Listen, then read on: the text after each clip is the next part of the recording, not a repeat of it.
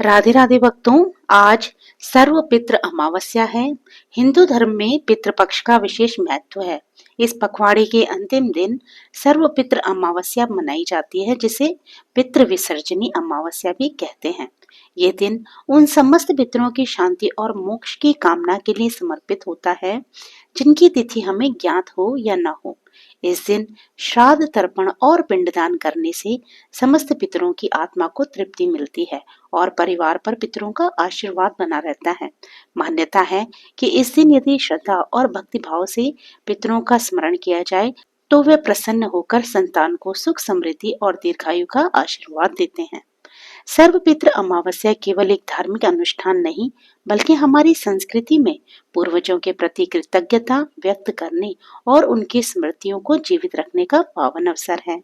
तो चलिए भक्तों, इस पावन अवसर पर हम सुनते हैं सर्वपितृ अमावस्या की पौराणिक कथा। आप इस कथा को अंत तक सुनिएगा और अगर अच्छी लगे तो आप इसे लाइक कीजिएगा। आप मेरे चैनल पे नए हो तो मेरे चैनल को सब्सक्राइब करना मत भूलिएगा। तो चलिए बिना विलंब के हम आज की कथा को प्रारंभ करते हैं। देवताओं के पितृगण अग्निश्वात जो सोमपत लोक में निवास करते हैं, उनकी मानसी कन्या अच्छोदा नाम की एक नदी के रूप में अवस्थित हुई। मत्स्य पुराण में अच्छोद सरोवर और अच्छोदा नदी का जिक्र मिलता है, जो कि कश्मीर में स्थित है। अच्छोदा नाम तेषां तु मानसी कन्यका नदी, अच्छोदम नाम च सरः पितृभिः निर्मितं पुरा।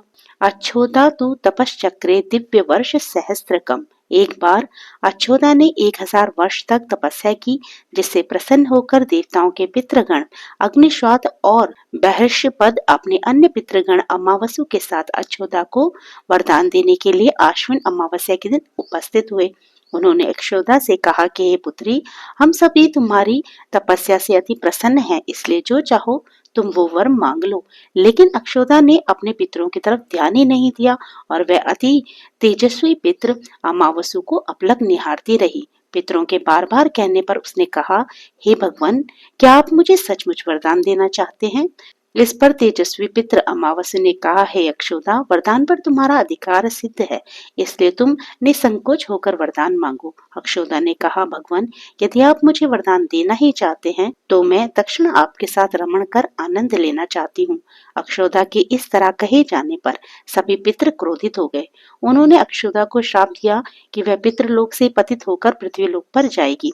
पितरों के इस तरह श्राप दिए जाने पर अक्षोदा पितरों के पैरों में गिरकर रोने लगी। इस पर पितरों को उस पर दया आ गई। उन्होंने कहा, अक्षोदा, तुम पतित योनि में श्राप मिलने के कारण मत्स्य कन्या के रूप में जन्म लोगी। पितरों ने आगे कहा कि भगवान ब्रह्मा के वंशज महर्षि पाराशर तुम्हें पति के रूप में प्राप्त होंगे। तुम्हारे गर्भ से भगवान व्यास जन्म लेंगे।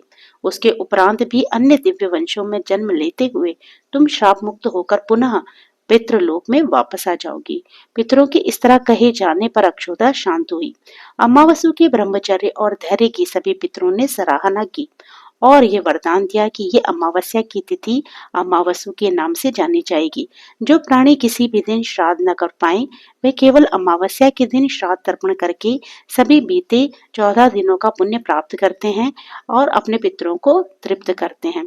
तभी से प्रत्येक माह की अमावस्या तिथि को सर्वाधिक महत्व दिया जाता है और ये तिथि सर्व पितृ श्राद्ध के रूप में मनाई जाती है। उसी पाप के प्रायश्चित हेतु कालांतर में ही अच्छोदा महर्षि पराशर की पत्नी एवं वेद व्यास की माता सत्यवती बनी थी। तत्पश्चात समुद्र के अंशभूत शांतनु की पत्नी हुई और 2 पुत्र चित्रांगद तथा विचित्र वीर्य को जन्म दिया था। इन्हीं के नाम से कलयुग में अष्ट का श्राद्ध मनाया जाता है। तो भक्तों, ये थी सर्वपितृ अमावस्या की कथा। आज की इस पावन कथा का श्रवण हम सब ने मिलकर किया। प्रभु कृपा से ये कथा पूर्ण हुई। यदि इसमें कोई त्रुटि रह गई हो तो मैं क्षमा प्रार्थी हूँ। पितरों का आशीर्वाद, देवताओं की कृपा और प्रभु का स्नेह आप सभी श्रोताओं पर सदैव बना रहे। हम सबके जीवन में भक्ति, प्रेम और सद्भाव की धारा बहती रहे। यही हमारी सच्ची साधना है और यही हमारी प्रार्थना है। अंत में सब मिलकर बोलिए, पितरों की जय हो, धर्म की जय हो, सत्य की विजय हो। हर हर महादेव।